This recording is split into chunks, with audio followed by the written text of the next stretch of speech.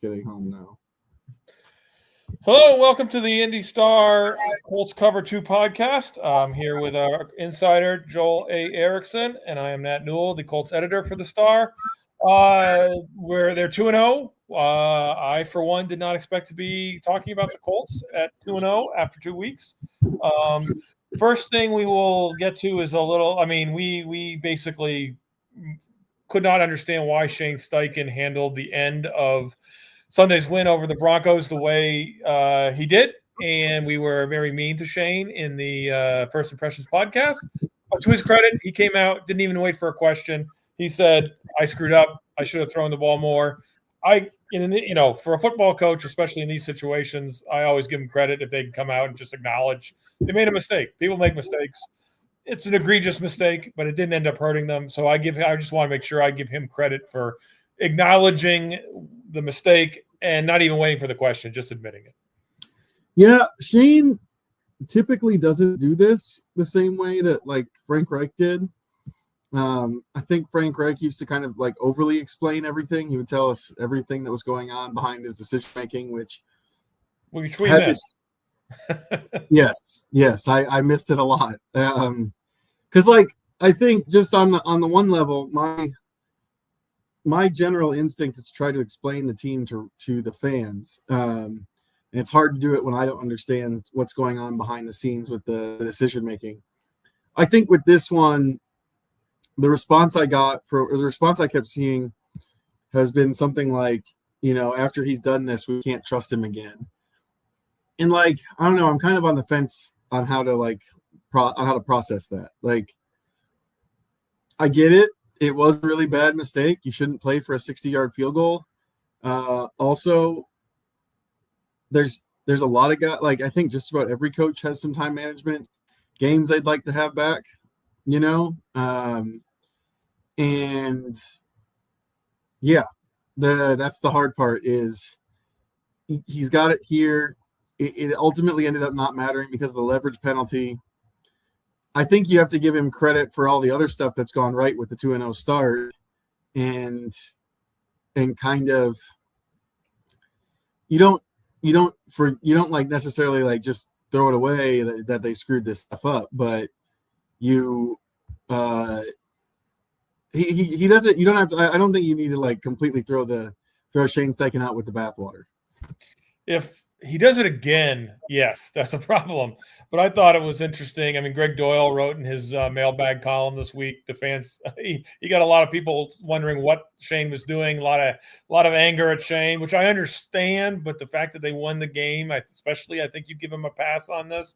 And I've always said this, that in any other sport, if you want to coach 100 basketball games this summer, you can do it. If you want to coach 100 baseball games in the summer, now we're talking about youth sports or whatever, you can do it. You can't really do that in football. I've always believed these coaches should play some version of some simulated football game so that they understand how things work and how things actually play out, because you just can't Shane Steichen has less experience in being a coach of a football team than you're probably the kid from probably whoever is coaching your sons or daughters' youth baseball or softball team has experience coaching those sports in terms of actual number of games. So I really think the whole thing is more difficult than people want to give it credit for. God knows what's going through your brain on the sideline there in that moment, how much adrenaline is pumping and things like that. You made the point, I think, on Sunday that he needs someone yelling in his ear, don't do that, who he trusts and listens to, who's in a little bit in a less emotionally charged situation. So again, there's plenty not to like, but the fact that he came out flat out and said, I screwed up, I won't, I give him credit for that, and I'm willing to, you don't forget, but I forgive but not forget, because if he does it again, it is a problem. Yeah, I think you do tuck it away in the back of your brain. You don't want to, if they get into a late game situation and we start seeing this again, then I think you make it a bigger part of the pattern. The other thing I was thinking about with this is just, we tend to elevate in-game decisions when it comes to evaluating coaches, and I get that. In-game decisions, I am not a some of these games don't matter person. They all matter. You have to win all of them. It's the NFL, and bad teams win all the time, so you take any win and go with it. But at the same time, we elevate those decisions to sort of be like the only thing that matters with a coach. Sometimes it's like especially, maybe not us, but the talk shows definitely. Like it's did he go for it on fourth down? Did he not go for it on fourth down? Like coaching is it's a much bigger job than that. It's kind of like the quarterback decision making that we've had from the Colts this year. We talked about even on this podcast prior to you being on it, sort of some stuff with Richardson. We were missing the forest for the trees in terms of the stuff that Steichen was telling us about what Daniel Jones did well. You can kind of do that with a coach too. Like, yes, it was bad. There's no way around it. You don't want to play for a 60-yard field goal. Daniel Jones has been great. Why wouldn't you put the ball in his hands to get more yards, to get Schrader a better field goal opportunity, especially when you control the clock completely because you have all your timeouts and they have none. There's no defense for it. There's no, like, Steichen didn't even try. He just said, I can't do that again. But the Colts are also 2-0. Daniel Jones leads the NFL in yards per attempt, which no one had. No one had that. Nobody had that coming. I saw all of everyone's tweets whenever they made the quarterback decision. None of you had that even after 2 games. Like, there's no – everyone said this. They're just kind of going for a dink and dunk offense. He leads the NFL in yards per attempt after the first 2 games. That's a Steichen decision. Like, putting the offense in the hands of somebody who knows how to run it, that was Shane Steichen's decision, and I've said on this podcast before, it was a bold one because the public wanted Anthony Richardson at the time. Yeah, the only counter I would have to what you just said is that normally when people are going for it on fourth down, it is literally like a 52-48 decision where they're, and it's just a coin flip, and everyone judges them based on whether it was successful or not. And it's like, it's this little, where's the camera? It's this little amount. But in this case, it was just obviously the wrong thing to do. But I do agree. Yeah. The other thing is that we have other good coaches who've had time issues. Yeah, I mean Andy Reid for years. That's, in fact, I think it still comes up every once in a while when the Chiefs have a loss or something like that, or even sometimes in their wins that Andy Reid sometimes messes up the time management. It's something that he's got to do right. I don't want anyone to think that listen to this and think that we're saying that there's any defense for Steichen running out the clock. But it's just a smaller part. It's a small part of what is a very large job. And pretty much everything we've got so far, like we can only judge the Colts on what we've seen them do so far this year. I think we both have I think most of the fan base is still wondering, like, when is the other shoe going to drop? When are we going to see something that doesn't look great? But the rest of it has all been pretty darn good from Shane Steichen this offseason. Sometimes, and like I said, sometimes bucking what the public opinion is, both locally and nationally, to great success. Yeah, and I wanted to get that out of the way just to make sure that we credited Steichen for addressing it and how he addressed it. And then the theme for the podcast today is talking about someone else in Colts management who has been very successful, and that's Chris Ballard. I have got a list of every transaction he made, and we will go through them in somewhat chronological order. I'm using the ESPN list here, so we thank Stephen Holder for typing all of these in. We will start, and we're going to hit several players here, but we'll start with a good one to start with is Cam Bynum. Obviously, a great move. I will start off by saying, why did it take so long? But let's get that out of the way and move on to the positive things, given that they're 2-0. He's got an interception in each game. We've talked about other times that he seems to bring an energy to the crowd and the team that the Colts desperately needed. Again, that might be anecdotal evidence, but right now I believe it. What are your thoughts on the decision to bring in Cam Bynum? Bynum, he's a perfect mesh between. It's not just that they needed a free safety. It's that he's a perfect fit for what Lou Anarumo wants to do. He's not just a deep safety, which is where he's made his interceptions so far. He can also play nickel. He can also play strong. You can move him all over. All of that stuff is what Lou Anarumo wants to do with his safety. So it's a perfect fit from that standpoint, and then I think the other thing is, one of the things that they talked about that Chris Ballard talked about was in the offseason was that, sometimes bringing in new blood changes up the locker room, changes up the leadership. Like, I think most people heard that and thought, well, it gets more people in there who are going to be on top of people negatively. Bynum is a different kind of player, and there's only a few people like this in every sport, but he just keeps everyone up, and that's hard. Like, I think anybody who watched the Colts season last year, there were points of that season where it felt like they were just kind of going through a slog. I think back to like when Kenny Moore was frustrated after the game because people weren't preparing correctly. Some of the stuff after the benching, the decision they made to go back to Flacco, like it just felt like people were down and a little frustrated. Bynum is the antidote to that. Like, Bynum's energy, his positivity is the antidote to that. There's this other thing that happens with Cam Bynum, I think, that people see the celebrations, they see the smiling, they see all that stuff, and they think, and there's a way to think like that's who this guy is all the positivity, and there's nothing substantial behind it. But Shane Steichen was telling a story today about how, the whole team comes in for the practice field, and there's one guy out there doing back pedals by himself, visualizing stuff, and it's Bynum. That's exactly the kind of player that gets people to follow him. In the NFL, you can't just be a personality. Like, you can't just be upbeat and it's going to work. You have to back it up. Bynum backs it up. And I think this is a big thing is you have to have that guy who keeps everyone up a little bit when things are going bad, like they were on Sunday. They got some help from J.K. Dobbins, but that interception, at least gave the defense a little bit of a feeling of, hey, we can do this, whereas they hadn't had that up until that point in the game. Yeah, I mean, the defense was not good the first three quarters, but it did play well. Again, like the Broncos did a few things to help them. They make that somewhat easy field goal. Dobbins doesn't stupidly spike the ball. It's a whole different outcome. But the defense did enough to allow the offense to put the offense in a position to win. And the interception was huge. They don't win the game without the interception. Right. The ball skills. That's the other thing is they just haven't had. They haven't had that, other than Kenny Moore, they haven't had that sort of nose for the ball type of guy, and they definitely have it in Bynum. We've seen it. If you float a pass over the middle and Bynum happens to be roaming, you might be in trouble.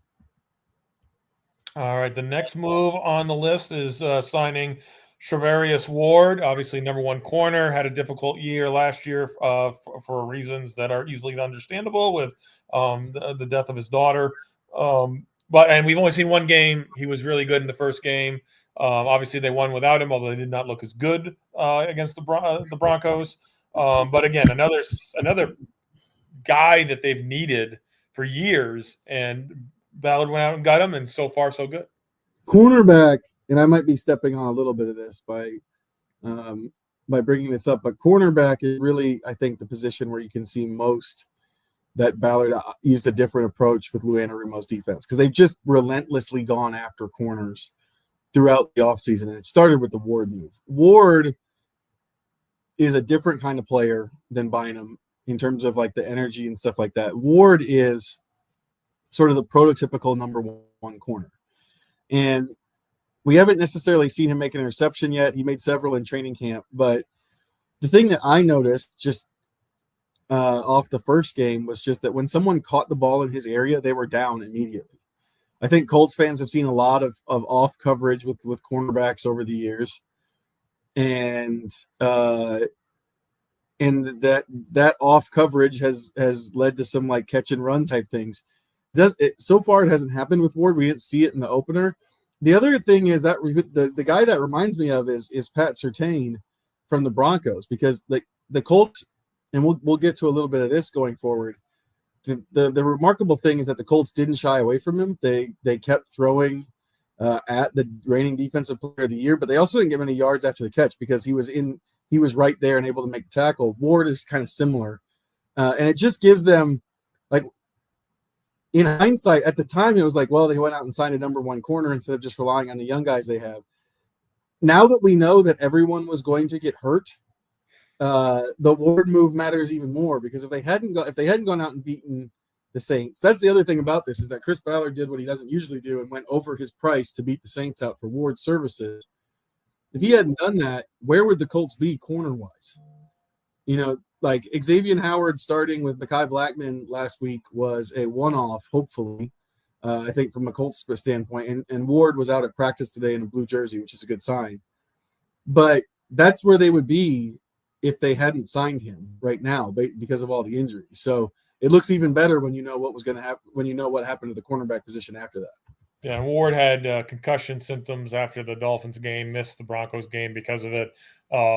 He's back, as you noted, he was back on the field today, which means he's fairly far along in the concussion protocol. You can always have a setback, but it seems like he'll be playing. The best guess right now is that he'll be playing Sunday. All right, the next one on our list is Daniel Jones. That's worked out pretty well. Obviously he's been one of the more – I mean, you mentioned it. Like, he's throwing the ball downfield, which he never did before. He's also not having issues with sacks, and not only is he not getting sacked, his numbers against the sack, I don't have it in front of me, are excellent. It's that Daniel Jones has been good. I wasn't totally surprised by, but how he's doing it is completely different than I would have expected. So it reminds me a little bit. This is going to be a hard one to draw together because the player I'm talking about was much more famous at the time. But if you think back to when the Colts signed Phillip Rivers, like the book nationally in Rivers was that he was done. He was washed physically. He wasn't able to play anymore.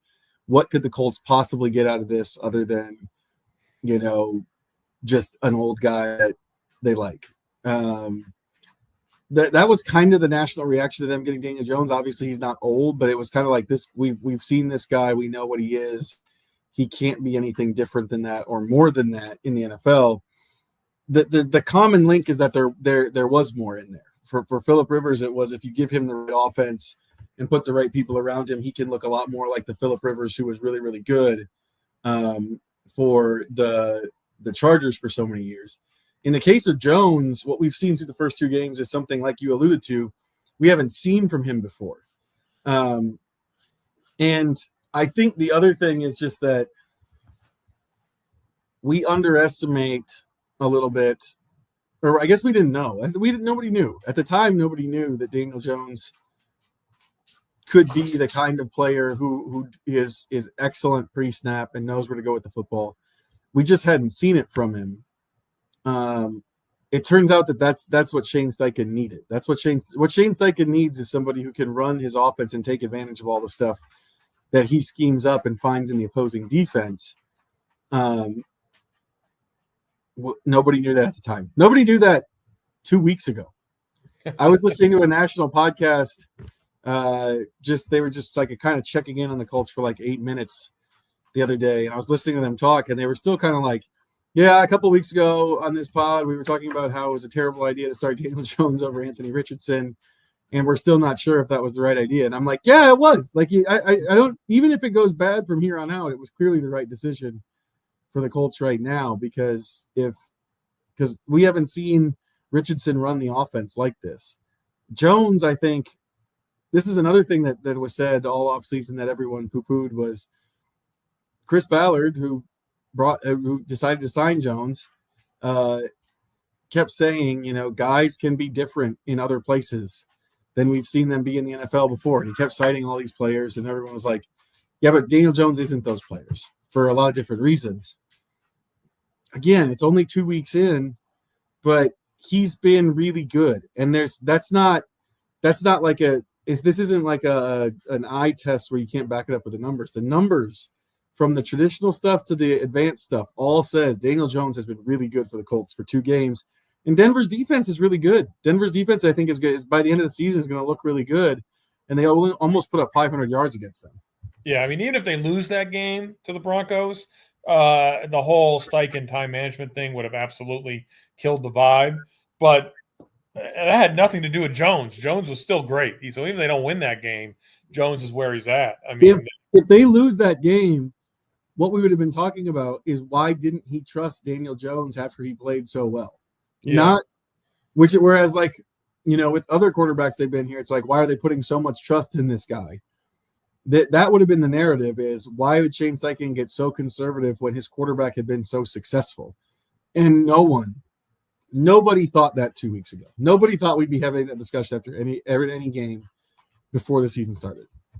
And now I said Daniel Jones wasn't any good, so whatever criticism I get, I deserve. I also said they were one play away from the playoffs with Gardner Minshew.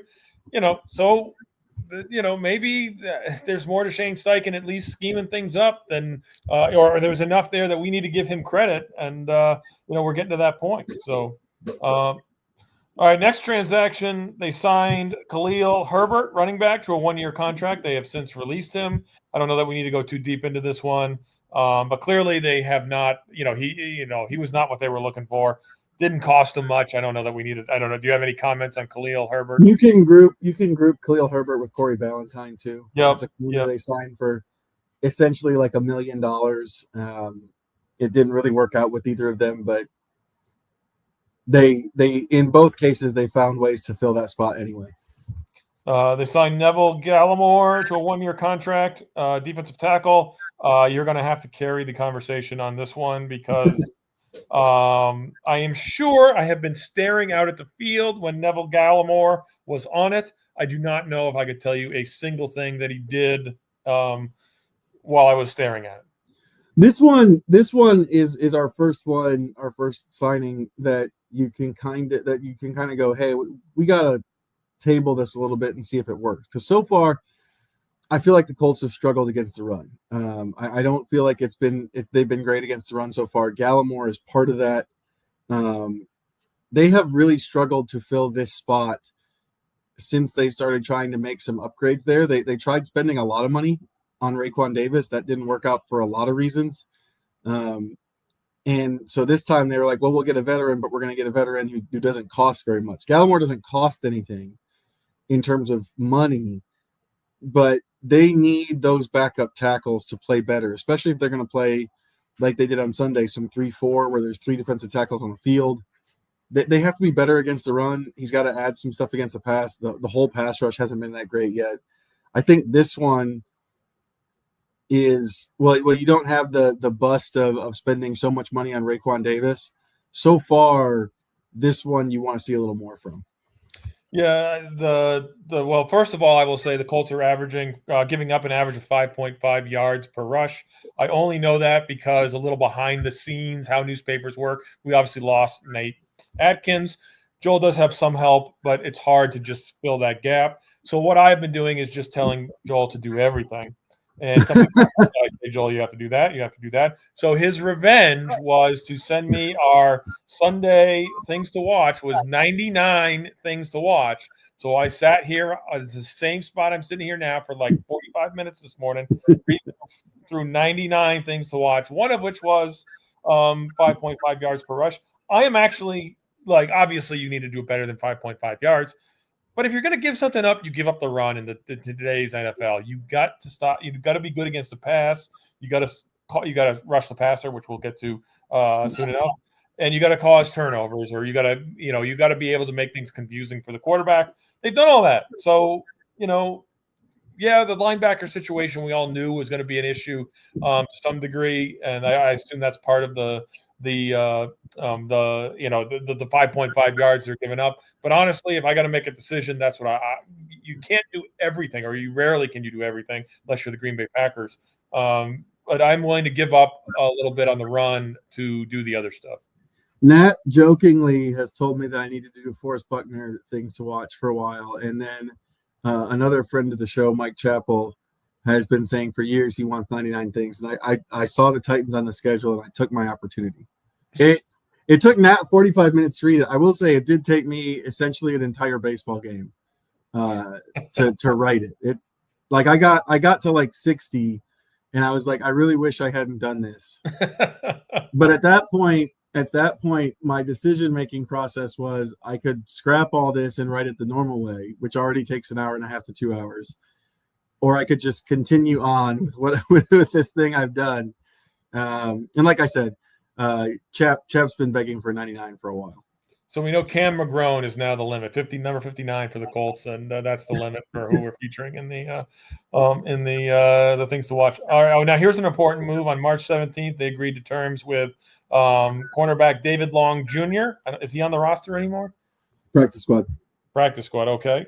Wait, maybe he's not. He might not be on the practice squad anymore. We can probably skip David Long Jr. Yeah, he was just like that's more of a roster filler move. Maybe and then with the way the cornerback's going, maybe we'll see him again.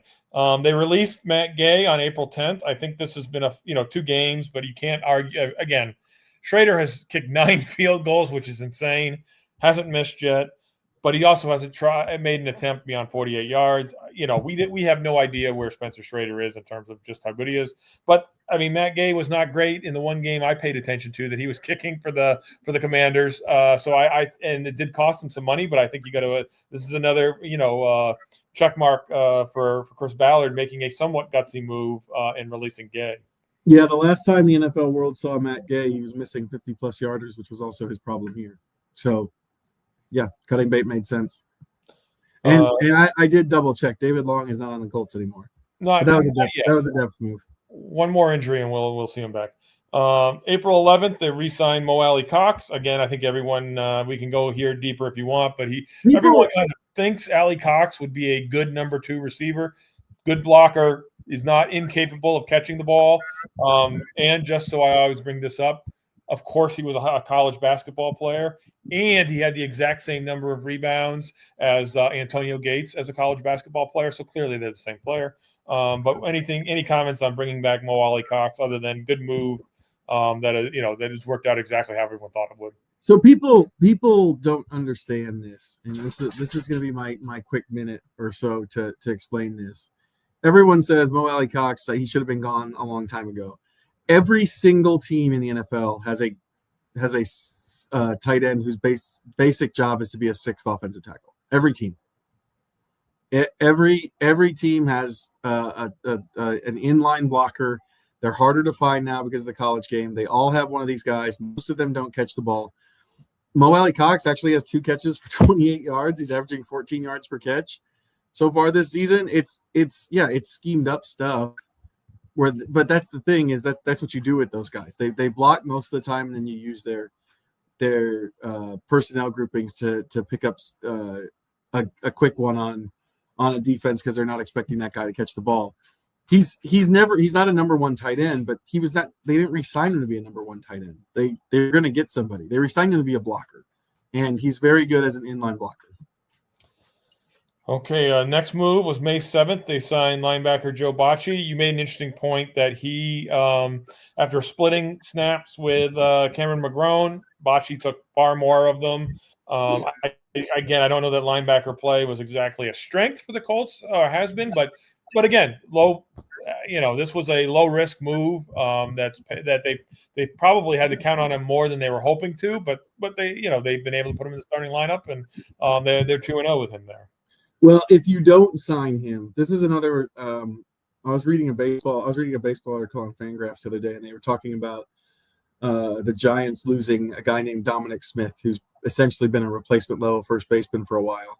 And the article was saying, yeah, that's normally not a big deal, but if you're replacing a player who is a -2 win player, then having a replacement level player is a big deal. That's the thing here. Is if Joe Bocci's not here, Cam McGrone is starting because of all the injuries to Jalen Carlisle, and it's not replacement level. It's a lot worse than that. So it was ended up being good depth, having somebody who could play that role if everything went wrong at linebacker, which is kind of what happened. Everything kind of went wrong at linebacker, from them not being able to acquire a starter to Carlisle getting hurt to everything else.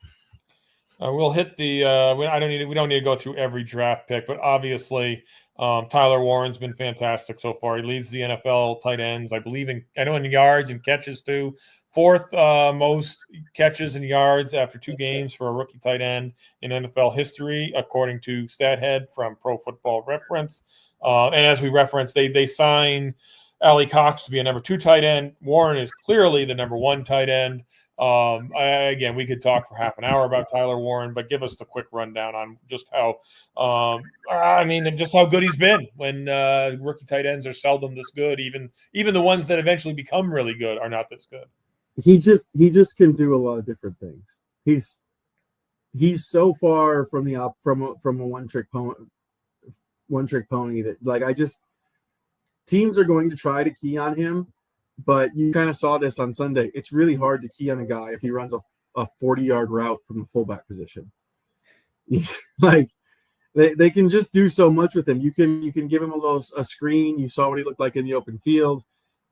I think in the draft process, when the Colston Loveland versus Tyler Warren argument happened, everyone oversimplified it into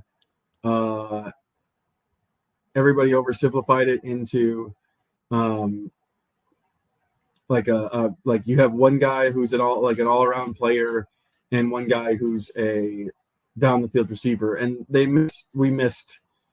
draft people missed the fact that Warren's ability to run after the catch is something that most tight ends don't have.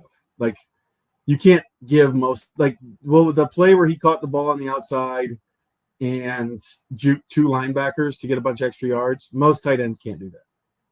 And the only other, Justin Wally looked like a good pick as a third rounder, but got hurt, obviously. Jalen Travis took the swing tackle job. We have no idea actually how good he is, but obviously that's a good sign. I think the only other rookie worth talking about is DJ Giddens. You said in the 99 things that he had 12 carries against the Dolphins, and I remember 2 of them, so I had to look that up. That's part of the editor's job, is to double-check facts. But he did, in fact, have 12 carries, and then they barely used him at all against the Broncos, which is, for that game, to run Taylor 26 times is fine. You cannot do that every week. The fact that they didn't do that in the Dolphins games, I think, is a good sign. But, does Giddens need to show a little bit more, or where are we at on DJ Giddens? I just think they should just play him. I think they should just play him some. Not a lot. He doesn't have to take 10 carries or 12 carries a game. It's like 5. Because he has looked good. The numbers, I think, say like 3.5 yards a carry or whatever. There's some small sample size, short yardage stuff in that. Like, he's a very, very competent backup and a guy who can take some carries off of him. I think the only other draft pick we need to discuss is JT Tuimoloau, because that's a good one. He signed later. That's why I haven't brought him up yet. Because he's a second-round pick. He's played just 5 snaps. It's really hard to tell if this is Tuimoloau's fault or if this is Lou Anarumo's somewhat well-documented aversion to playing young players. Because they haven't been. We'll get to this at some point, but the edge rush is bad. The edge rush has been bad so far, and that's been a weakness for Chris Ballard in the draft. He has not taken an edge rusher. We'll see about Latu. There's still time with him. Kwity Paye is a fine, useful player, but he's not a big-time pass rusher. That is just not something that Chris Ballard has been able to figure out yet in the draft. It's definitely worth mentioning him. Okay, they signed, Eric. They took Eric Johnson off waivers. He's a depth guy. He made the roster. It's not nothing. David Long got hurt. They put him on injured reserve, and then later they injured him. Chris Lamons is, he's got his history. He's a depth piece. Then that's all. Now we get to your favorite, Xavier Howard, signed August 18th, quickly in the starting lineup, played. It seemed like we're not breaking down film here. Sure seemed like he played well against the Dolphins. It sure seemed like he played horribly against the Broncos. 3 penalties in 5 snaps is pretty impressive. Gave up 1 touchdown and then was involved in another touchdown being scored. I don't think it's time to cut Howard yet, but you can't have too many more games like that. Yeah. What I'm curious about, what I'm interested in is Howard successful if you can keep him in a smaller role, or did the Broncos expose something that's going to continue to be a problem? You can't play it. You clearly can't play him as your primary corner. Can you play him in more of a rotational, smaller role? and be successful. There's probably a case to be made, and I think Colts fans would make the case that Howard has to be pretty good to justify giving up on Juju Brents, even with all of Juju Brents' injuries. And then the other thing is, I'm curious to see what this is the whole thing with Anarumo and young guys. Like when Jalen Jones is back, if he's healthy, does Jalen Jones get a chance at the starting lineup? Because they haven't done it. And Jalen Jones also is not really a young guy. He's in his third year, but he's played 2,000 defensive snaps. It's like 1,000 more than anybody in the linebacker room had, other than Zaire Franklin. I'm curious. I'm curious to see what happens at that corner position. Lou Anarumo bet a ton on Xavier Howard, and it looked bad on Sunday. They claimed Chad Muma off of waivers, a linebacker. He's more of a thumper. We haven't seen him yet. 2 snaps. What's that? 2 snaps. 2 snaps, and I have not noticed either snap. I'm afraid Yeah. I cannot give you analysis on either snap. Amir Abdullah's mildly interesting. He's a running back, more of a third down back.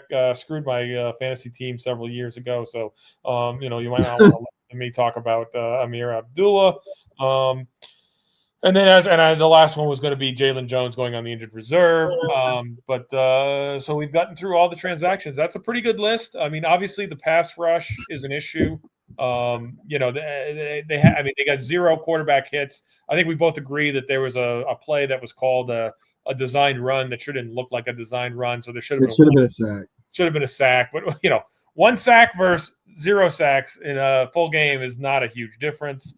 Do you see an answer, a solution, or is this going to be a problem all year long in terms of where we're at with the pass rush and the Colts? The solution is Latu takes the step they've been predicting. Yeah. And I don't know if that's going to happen. It's really hard to know if that's going to happen. I'm not necessarily predicting against it, but there were some good practices in training camp, but he had good practices the year before. Latu was limited today with that hamstring injury. It'll be interesting to see if he plays on Sunday. They just need more pass rush. Kwity Paye and Tyquan Lewis, both guys that they've decided to bring back in recent years, they have 0 pressures through the first 2 games, despite playing fairly significant roles. That's not good. Samson Ebukam clearly does not have the explosiveness he used to have. And teams are knowing that teams are just gonna fire every offensive lineman they have at DeForest Buckner. Buckner is still good. It's hard when you're getting double and triple teamed, especially when you're getting double teamed by 2 offensive linemen as opposed to a lineman and a tight end or a lineman and a running back. The pass rush is maybe I think the biggest concern for this team going forward, with barring injury stuff we don't know about. They're going to have to be able to rush the passer. If they can't rush the passer, by the way, against this Tennessee team, then sound every alarm you can possibly come up with, because the Titans have given up 11 sacks in the first 2 games. That was also in the 99 things, as you might have guessed. You astute observers of this podcast. I'm worried about Latu. Can he still be a useful player? Sure. You got to think he'd be showing more now than he has. In general, this obviously Latu didn't play last week, but the Broncos have, by reputation, a great offensive line. So maybe that gives you a little more hope. They had the 2 defensive back sacks the week before that against the Dolphins. So I don't, you can't give up on that yet. But that's, as you say, that's the biggest concern. It's interesting too, because, and I wrote about this. It's on IndyStar. We're taping this on Wednesday. I wrote about how Ballard sort of methodically and consistently drafted players at the skill positions over a 6-year span. And it turns out now that they have a really good group of weapons around Daniel Jones. He's tried to draft a lot of guys at defensive end, and is Kwity Paye the best of them? Dio Odengbo. Oh, yeah, as a pass rusher, yeah. Dio Odengbo is the best of them. Apologies to friend of the podcast, Kenan Kosenko, for not immediately saying Dio. You can penalize for me for that online, but that's the best one. Outside of that, they just hasn't been a lot of difference making pass rushing. And for it to be a position that Ballard cares so much about, it's really, outside of their inability to find a franchise quarterback, it's the most damning thing on his resume that they can't find one. He needs Latu to take a huge step forward that we haven't really seen from him yet. Only the two most important positions in football, but we're trying to be positive here because they're 2-0. So we have a question from Dalton James. Dalton Jones was a corner infielder for the Boston Red Sox in the 1960s. Wasn't particularly good. That's why that's coming to mind. So happens when you get old, folks. Is Daniel Jones' ceiling Jared Goff or less? Jared Goff's pretty good. So the ceiling being Jared Goff is not the worst thing in the world. What are your thoughts on that? I mean, I think his ceiling is what we're seeing, what we saw in the first two games. Yeah, if this isn't his ceiling, then his ceiling's Peyton Manning. So I don't know if that's Jared Goff or I think the reference is probably like Jared, because Jared Goff is not necessarily a guy that you think of as a difference maker, but with the Lions, he's operated that offense to perfection over the last 3 years and change. I mean, just in terms of the numbers with Goff, I'm looking at him right now. If Daniel Jones goes basically an average of 7.6 yards per attempt in his time with the Lions over 5 years, basically around 30 touchdowns and 10 interceptions every year and 4,500 yards while running completion percentages in the high 60s. I would take that. That's pretty good. Yeah. And on top of that, to go, to the playoffs twice, win a division, that's all stuff the Colts haven't been able to do. Yeah, if Daniel Jones can do that, I think that's a pretty good ceiling.